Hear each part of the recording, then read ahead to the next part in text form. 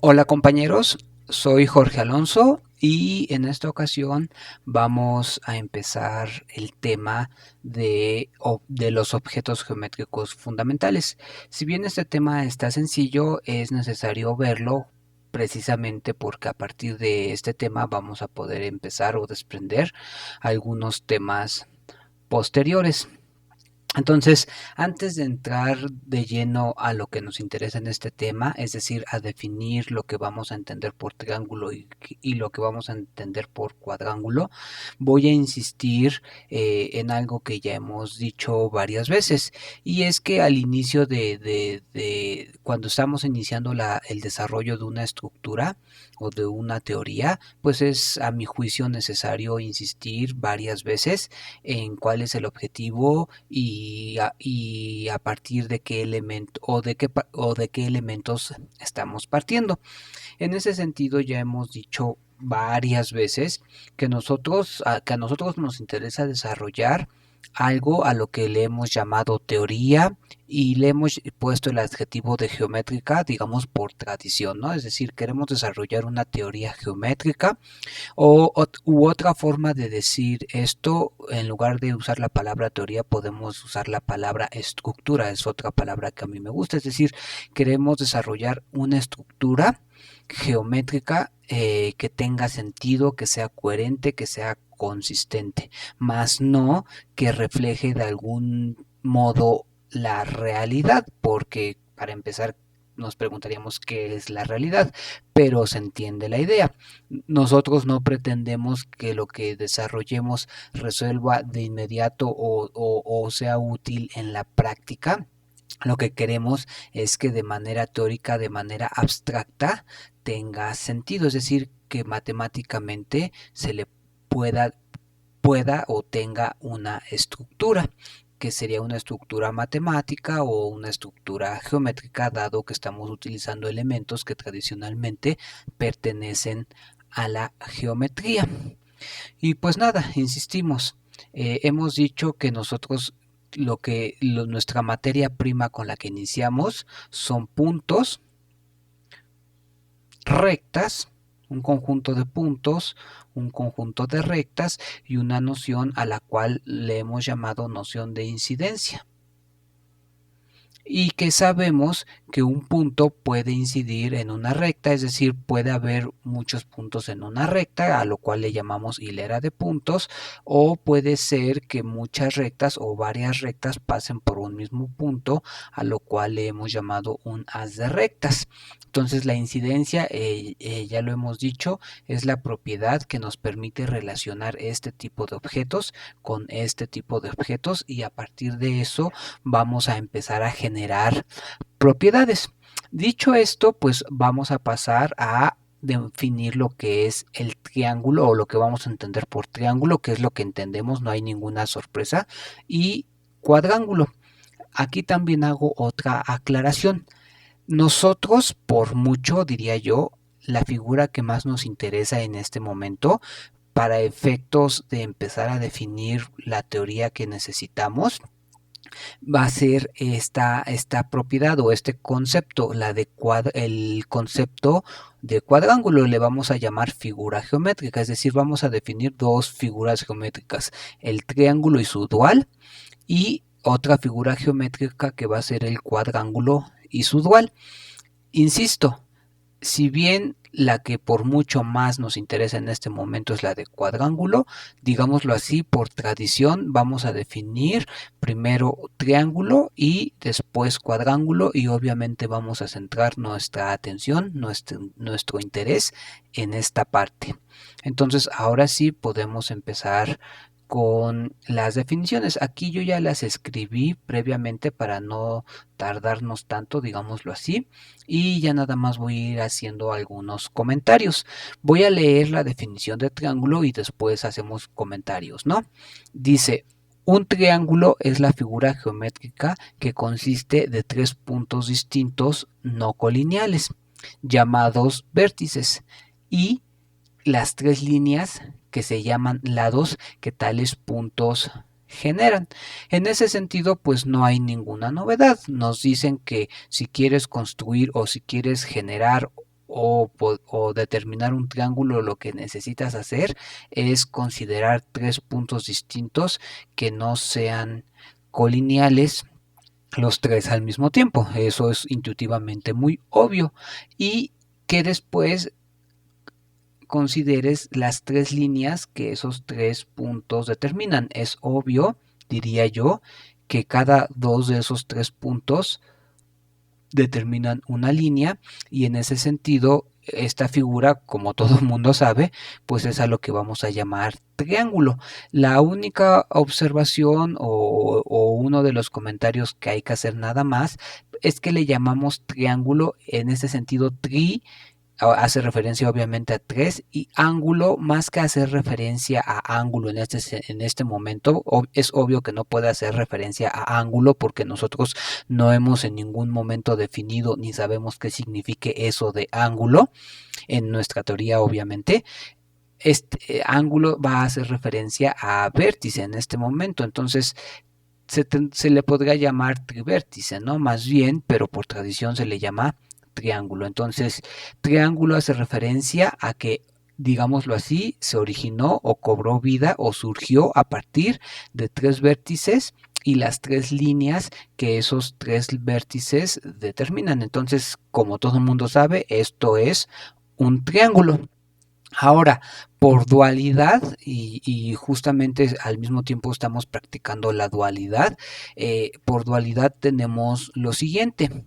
Un trilátero es la figura geométrica que consiste de tres líneas distintas no concurrentes a las cuales les vamos a llamar lados, y los tres puntos a los cuales les vamos a llamar vértices que tales líneas generan. Entonces, va a pasar exactamente lo mismo, o tendría que decir, en lugar de exactamente lo mismo, tendría que decir va a pasar lo dual.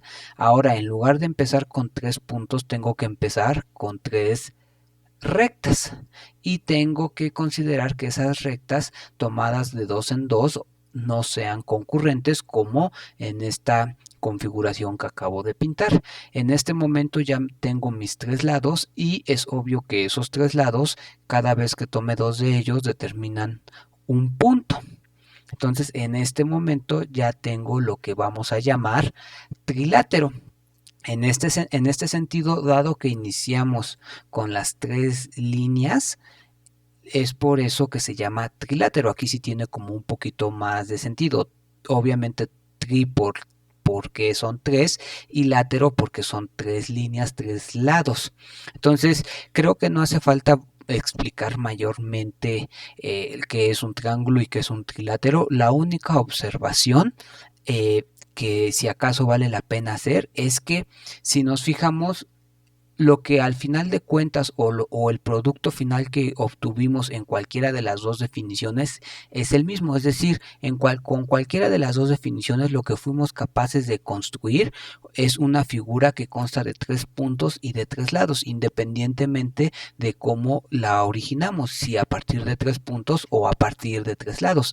Es por esto que se dice, o más bien que se diga, así es, no es que se diga, es que así es por esto que un triángulo es una figura autodual, es decir, si tú la dualizas obtienes una figura con exactamente las mismas características, y en ese sentido muchas veces a un trilátero le vamos a seguir llamando triángulo porque es lo mismo que un triángulo, salvo en las ocasiones que sí convenga llamarle explícitamente trilátero, y eso va a quedar claro en qué ocasiones conviene llamarle trilátero por el contexto, es decir, por la construcción en la que estemos inmersos. Va a quedar claro que en ocasiones conviene hacer la diferencia y llamarle explícitamente trilátero. Lo que quiero decir es que muchas veces a un trilátero nos vamos a referir a él como triángulo. Entonces, vamos ahora sí con la definición que más nos interesa en este momento, que es la de cuadrángulo, y su dual, que es la de cuadrilátero. Entonces yo lo hice a doble columna precisamente para ir enfatizando esta parte dual. Quizá me centre un poco más en la parte izquierda, pero todo tiene su correlato o tiene su dual en la parte derecha. Voy a leer la primera definición. Dice, un cuadrángulo es la figura geométrica que consiste de 4 puntos distintos, a los cuales les vamos a llamar vértices, de tal forma que por tercias no son colineales, y las 6 líneas a las cuales les vamos a llamar lados, de tal forma o tales que tales puntos generan. En ese sentido, ahora sí va a tener un poco más de sustancia lo que estamos haciendo. Si se fijan, adelanto un poco. Un cuadrángulo y un cuadrilátero no van a resultar figuras autoduales. Es decir, lo que obtenga al final aquí va a ser distinto a lo que obtenga al final acá. Entonces, en ese sentido, sí va a haber más propiedades, sí se van a generar más elementos y más propiedades. Entonces, inicialmente, quizá mi figura me quede fea, pero pues ni modo. Inicialmente aquí yo inicio con 4 puntos, es lo que me indica la definición. Debo de empezar considerando 4 puntos distintos como los que estoy colocando, de tal forma que por tercias no sean colineales, como en esta configuración se aprecia. Después, a esos 4 puntos les voy a llamar los vértices del cuadrángulo y voy a considerar las 6 líneas, o voy a considerar todas las líneas que esos 4 puntos generan. Es fácil ver que 4 puntos distintos me van a generar, aquí me quedó muy chueca, 4 puntos distintos me van a generar 6 líneas. Me están quedando muy chuecas mis líneas. 4 puntos distintos me generan 6 líneas. Llevo 4 de ellas, que son las más intuitivas, la quinta y la sexta. En este momento, un cuadrángulo tiene 4 vértices y tiene 6 lados. De manera dual, yo lo que tengo que hacer es, para generar un cuadrilátero, lo que tengo que hacer es iniciar con 4 lados, es decir, con 4 líneas, de tal forma que por tercias esas líneas no sean concurrentes, como se aprecia en la figura, y los 6 puntos que esas 4 líneas generan. Entonces, en este momento estoy pintando los 6 puntos, o que son los vértices que las 4 líneas generan. Entonces, aquí estoy determinando el cuadrilátero A, B, C, D, y aquí el cuadrángulo ABCD. Entonces la notación pues ya es bastante sencilla porque es intuitiva. Esto lo vamos a leer como el cuadrilátero ABCD, es decir, esto denota al cuadrángulo originado por los puntos A, B, C y D. De manera dual, esto denota al cuadrilátero originado por las rectas A, B, C y D, lo cual es bastante intuitivo. Sigamos. Decimos que dos lados son opuestos si no comparten ningún vértice. Es decir, aquí tenemos 6 lados. Yo voy a decir, por ejemplo, que el lado que pasa por C y por D va a ser opuesto al lado que pasa por D y por B, porque precisamente no comparten ningún vértice. Voy a solamente poner un ejemplo.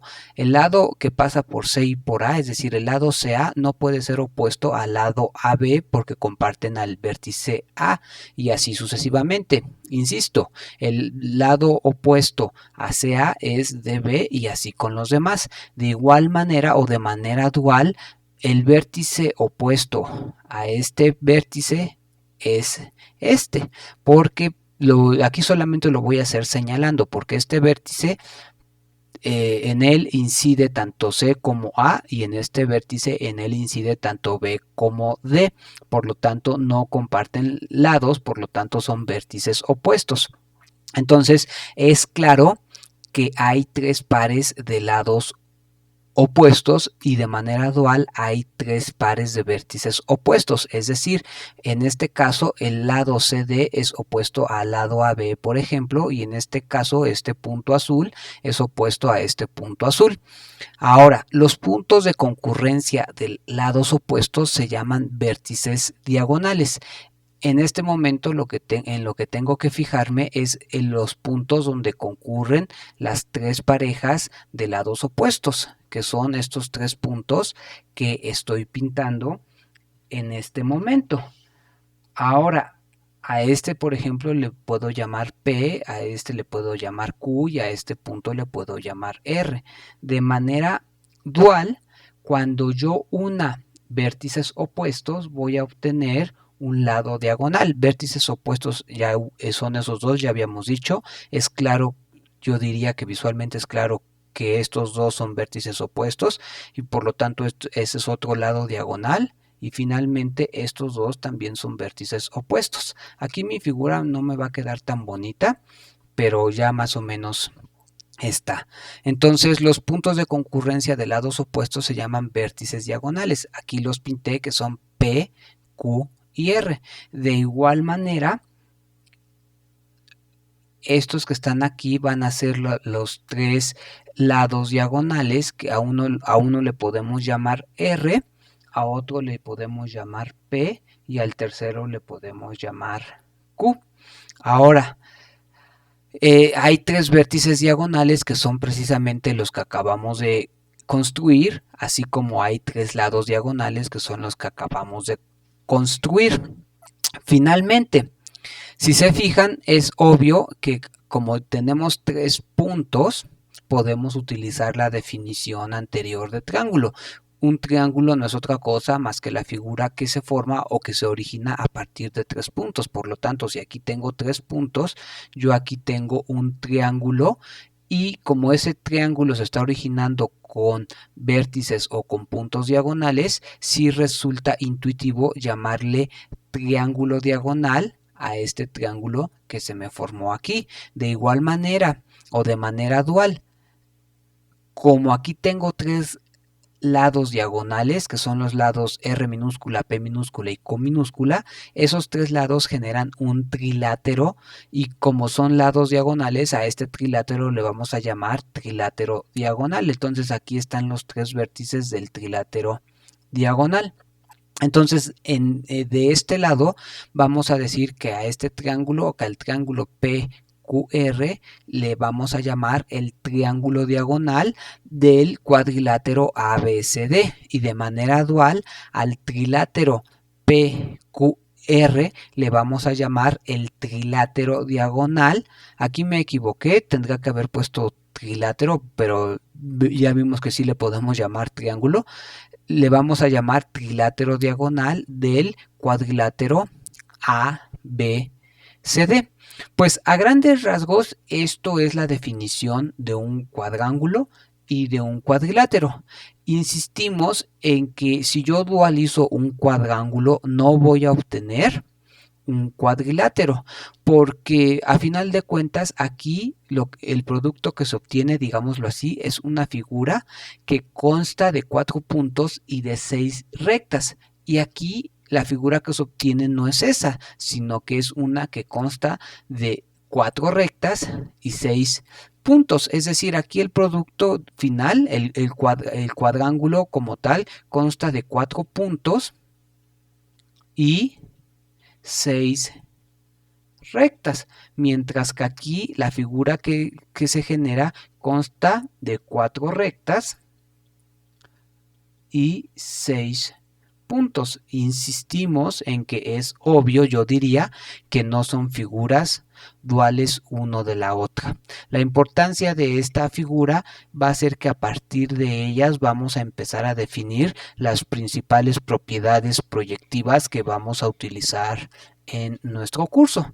Pero precisamente eso ya es material para las siguientes sesiones.